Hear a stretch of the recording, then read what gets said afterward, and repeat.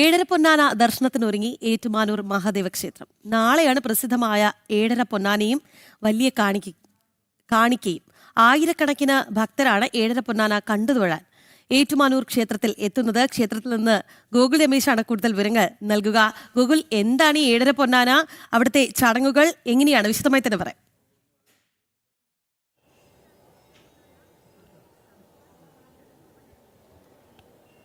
രാഖി, രോഹിണി, ഏറ്റുമാനൂർ ഏഴര പൊന്നാന സുപ്രസിദ്ധമാണ്. കാരണം കേരളത്തിലെ പ്രധാനപ്പെട്ട ശിവക്ഷേത്രങ്ങളിലൊന്നാണ് ഏറ്റുമാനൂർ ശ്രീ മഹാദേവ ക്ഷേത്രം.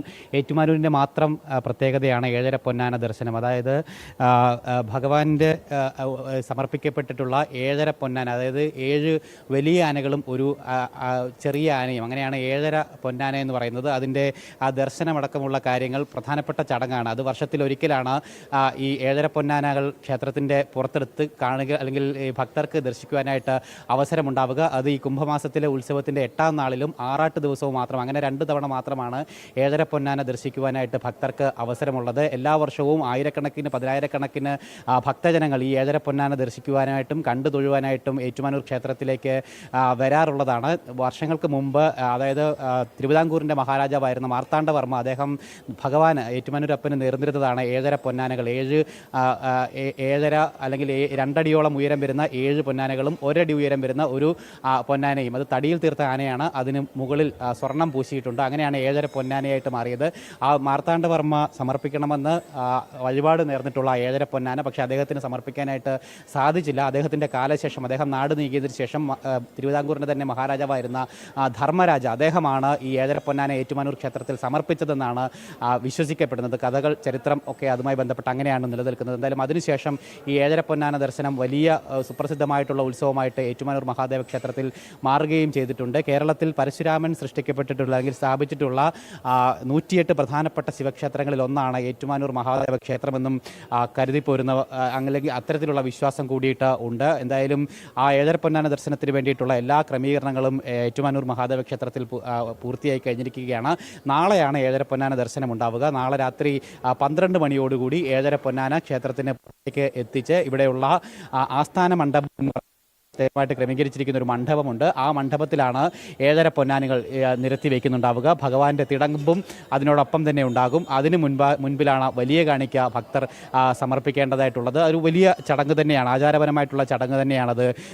അങ്ങനെയാണ് അത് നടക്കുന്നത്. എന്തായാലും അതിനു വേണ്ടിയിട്ടുള്ള എല്ലാ ഒരുക്കങ്ങളും തയ്യാറെടുപ്പുകളും പൂർത്തിയായി കഴിഞ്ഞിട്ടുണ്ട്. കോട്ടയത്ത് നിന്ന് മാത്രമല്ല, മറ്റ് പല സ്ഥലങ്ങളിൽ നിന്നും ഭക്തർ ഈ ചടങ്ങുകൾ കണ്ടു തൊഴുന്നതിന് വേണ്ടിയിട്ട് ഏറ്റുമാനൂർ മഹാദേവ ക്ഷേത്രത്തിലേക്ക് എത്തിച്ചേരാറുള്ളതാണ്. എന്തായാലും ആ ചരിത്രവും പൈതൃകവും സംസ്കാരവും ഒക്കെ കൂടിച്ചേർന്നിട്ടുള്ള ആ ഒരു വലിയ ചടങ്ങ് തന്നെയാണ് ഏഴര പൊന്നാന ദർശനം എന്ന് പറയുന്നത്. എന്തായാലും ഇപ്പോൾ ക്ഷേത്രത്തിൽ പ്രധാനപ്പെട്ട ഉത്സവം നടന്നുകൊണ്ടിരിക്കുകയാണ്. ഈ ഉത്സവത്തിൻ്റെ 8ാം ദിവസമായിട്ടുള്ള നാളെയാണ് ഏഴര പൊന്നാന ദർശനം ഏറ്റുമാനൂർ ക്ഷേത്രത്തിൽ ക്രമീകരിക്കുന്നുണ്ടാവുക. ഒപ്പം കോട്ടയത്തെ സംബന്ധിച്ചിടത്തോളം, കോട്ടയത്തെ പ്രധാനപ്പെട്ട നിരവധി ശിവക്ഷേത്രങ്ങളുള്ള ഒരു നാടാണ് കോട്ടയം എന്ന് പറയുന്നത്. ഏറ്റുമാനൂർ മഹാദേവ ക്ഷേത്രം അതിലൊരു ക്ഷേത്രമാണ്. അതുകൂടാതെ തിരുനക്കര മഹാദേവ ക്ഷേത്രമുണ്ട്, വൈക്കം മഹാദേവ ക്ഷേത്രമുണ്ട്, വാഴപ്പള്ളി മഹാദേവ ക്ഷേത്രമുണ്ട്, ഒപ്പം കടുത്തുരുത്തിയിലുള്ള ഒരു തളി മഹാദേവ ക്ഷേത്രം, അങ്ങനെ നിരവധി ശിവക്ഷേത്രങ്ങൾ കൊണ്ട് പ്രസിദ്ധമാണ് കോട്ടയം. എന്തായാലും ആ ശിവക്ഷേത്രങ്ങളിൽ പ്രധാനപ്പെട്ട ക്ഷേത്രങ്ങളിലൊന്നാണ് ഏറ്റുമാനൂർ മഹാദേവ ക്ഷേത്രം എന്ന് പറയുന്നത്. അവിടെ നടക്കുന്ന ഏറ്റവും പ്രത്യേകതയാർന്ന ഒരു ചടങ്ങാണ് ഏഴര പൊന്നാന ദർശനം എന്ന് പറയുന്നത്. ഏറ്റുമാനൂരിന് മാത്രം അവകാശപ്പെടാൻ സാധിക്കുന്ന ചടങ്ങാണ്.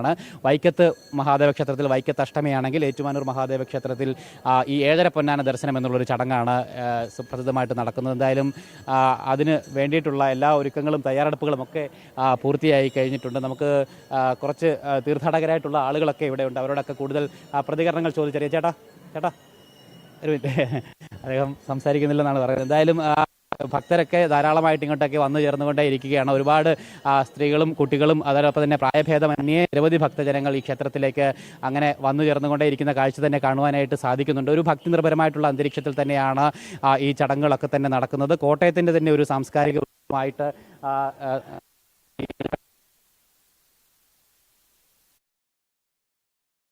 അതെ, ഏഴര പൊന്നാന ദർശനത്തിനൊരുങ്ങുകയാണ് ഏറ്റുമാനൂർ മഹാദേവ ക്ഷേത്രം. നാളെയാണ് പ്രസിദ്ധമായ ഏഴര പൊന്നാനയും വലിയ കാണിക്കയും. ആയിരക്കണക്കിന് ഭക്തരാണ് ഏഴര പൊന്നാന കണ്ടുതൊഴാൻ ഏറ്റുമാനൂർ ക്ഷേത്രത്തിലെത്തുന്നത്. ഗൂഗിൾ, കേൾക്കാൻ കഴിയുന്നുണ്ടോ?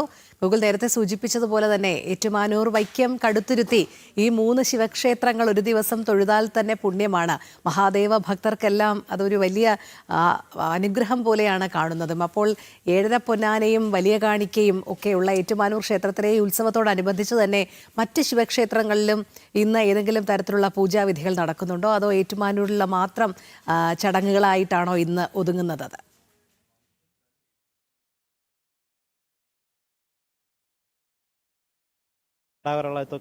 ഞാൻ തറവാട് ഏറ്റുമാനൂര് തന്നെയാണല്ലോ, കുമാരനെല്ലൂരാണ് താമസിക്കുന്നത്.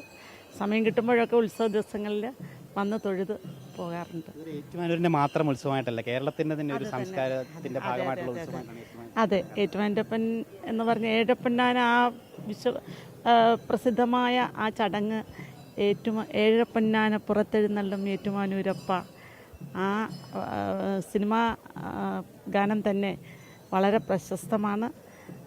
എന്നും ഏറ്റുമാനൂരപ്പ എന്ന് വിളിച്ച് ഏറ്റുമാനൂരുകാർ മാത്രമല്ല കേരളത്തിലുള്ള എല്ലാ ഭക്തജനങ്ങളും അങ്ങനെ വിളിക്കുന്ന ഒരവസ്ഥയിലേക്ക് എത്തിയിട്ടുണ്ട്.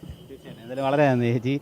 എന്തായാലും ആ ഒരു ഭക്തി നിർഭരമായിട്ടുള്ള അന്തരീക്ഷത്തിൽ തന്നെയാണ് ഇവിടെ ചടങ്ങുകൾ പുരോഗമിക്കുന്നത്. ഓരോ ഭക്തരും മനമുരുകി ഏറ്റുമാനൂരപ്പനെ അങ്ങനെ പ്രാർത്ഥിക്കുകയാണ്. ഈ ഏറ്റുമാനൂർ ഏഴര പൊന്നാന കണ്ടു തൊഴുന്നത് ജന്മസുഹൃതമായിട്ട് തന്നെയാണ് ഓരോ ഭക്തജനങ്ങളും കണക്കാക്കുന്നത്. എന്തായാലും ആ രീതിയിൽ അതിനെ ഭക്ത്യാദരപൂർവ്വം ഉൾക്കൊണ്ടുകൊണ്ട് ആ ചടങ്ങുകളിൽ ഭാഗമാകുക എന്നുള്ളത് വലിയ പുണ്യമായി തന്നെ ഭക്തർ ഓരോരുത്തരും കരുതി പോരുന്നു. അതിനുവേണ്ടിയിട്ട് ദിവസങ്ങൾക്ക് മുന്നേ തന്നെ ഇവിടെ എത്തി ഇവിടെ താമസമാക്കുന്ന നിരവധി ഭക്തജനങ്ങൾ എല്ലാ വർഷവും ഉണ്ട്. അത് കണ്ടു തൊഴുവാനായിട്ട് വലിയ ഭക്തജനത്തിരക്കാണ് നാളെ രാത്രി മുതൽ അനുഭവപ്പെടുന്നുണ്ടാവുക. എന്തായാലും ആ ഒരു തിരക്കിനെയൊക്കെ അവഗണിച്ചുകൊണ്ട് എല്ലാ വർഷവും കണ്ടു തൊഴുന്ന സ്ഥിരം ആളുകളൊക്കെ തന്നെ നിരവധിയായിട്ടുള്ള ആളുകളുണ്ട്. അവരൊക്കെ ഈ വർഷവും ഇങ്ങോട്ടേക്ക് എത്തിച്ചേർന്ന് തുടങ്ങിയിട്ടുണ്ട്. അങ്ങനെ ചടങ്ങുകളൊക്കെ അതിൻ്റെ ഏറ്റവും അവസാന ഘട്ടത്തിലേക്ക്, ഒരുക്കങ്ങളൊക്കെ അവസാന ഘട്ടത്തിലേക്ക് എത്തിച്ചേർന്നിരിക്കുകയാണ്. നാളെ രാത്രിയോടുകൂടി ഏഴര പൊന്നാന ദർശനം ഏറ്റുമാനൂർ മഹാദേവ ക്ഷേത്രത്തിൽ നടക്കുന്നുണ്ടാവും. എന്തായാലും ആ ആറാട്ട് ദിവസം ഈ ഏറ്റുമാനൂർ അല്ലെങ്കിൽ ഈ ഏഴര പൊന്നാനകളെ തോളിലേറ്റിക്കൊണ്ട് ഭഗവാൻ മുന്നിൽ എത്തിക്കുന്ന ആ ഒരു ചടങ്ങുകളടക്കം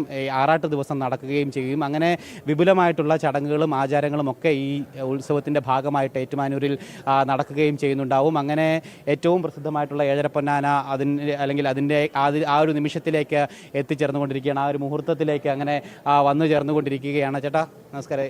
ഇവിടെ കോട്ടയമാണ് ചേട്ടാ? കടങ്ങൂർ. ഈ ഏറ്റുമാനൂർ ഏഴര പൊന്നാന എല്ലാ വർഷവും വന്ന് തൊഴാറൊക്കെയുള്ള മിക്കവാറും ഒരു പ്രത്യേകത അല്ലെങ്കിൽ ഇതിനൊരു മഹാത്മ്യം മനസ്സിലാക്കിക്കൊണ്ട് തന്നെയാണ് അത് കണ്ടു തൊഴുകയാണെങ്കിൽ ഒരു വലിയ പുണ്യമായിട്ടൊക്കെയാണ് കരുതുന്നത്. ആണ്. ചേട്ടൻ്റെ പേരെന്താ? രാജീവ്. ശരി, അത് തന്നെയാണ്. എന്തായാലും എല്ലാ വർഷവും അങ്ങനെ തൊഴാൻ വേണ്ടി എത്തിച്ചേരുന്ന നിരവധിയായിട്ടുള്ള ആളുകൾ ഉണ്ട്. ചേച്ചി നമസ്കാരം. ഏഴരപ്പൊന്നാന എല്ലാ വർഷവും തൊഴാറുള്ളതാണ്? എല്ലാ വർഷവും ഏഴരപ്പൊന്നാന വന്നാലും വരാറുണ്ട്. എവിടെ നിന്നാണ് വരുന്നത്? ഞാൻ കോട്ടയത്തുനിന്ന്.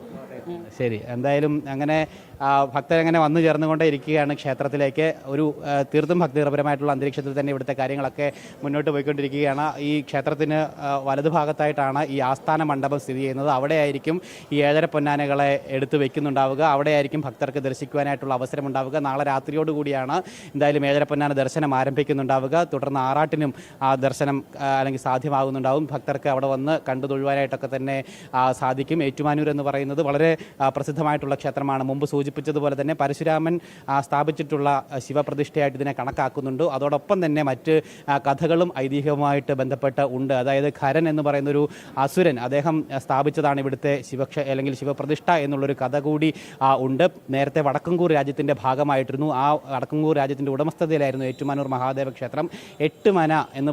എട്ടുമനക്കാർ എന്ന് പറയുന്ന ആളുകളായിരുന്നു ഈ ക്ഷേത്രത്തിൻ്റെ കാരായ്മക്കാരായിട്ടുണ്ടായിരുന്നത്. അങ്ങനെ എട്ടുമനയൂര് എന്ന് ഈ പ്രദേശത്തിന് പേര് വന്നിരുന്നുവെന്നും അത് പിന്നീട് ഏറ്റുമാനൂരായിട്ട് ലോപിച്ചു എന്നതടക്കമുള്ള കഥകൾ ഇതുമായി ബന്ധപ്പെട്ട് അങ്ങനെ നിരവധി ഐതിഹ്യങ്ങളും കഥകളും ഒക്കെ ഏറ്റുമാനൂർ മഹാദേവ ക്ഷേത്രവുമായി ബന്ധപ്പെട്ട് നിലനിൽക്കുകയും ചെയ്യുന്നുണ്ട്. എന്തായാലും 1000 വർഷങ്ങളോളം പഴക്കവും ഈ ക്ഷേത്രത്തിന് കണക്കാക്കുകയും ചെയ്യുന്നുണ്ട്.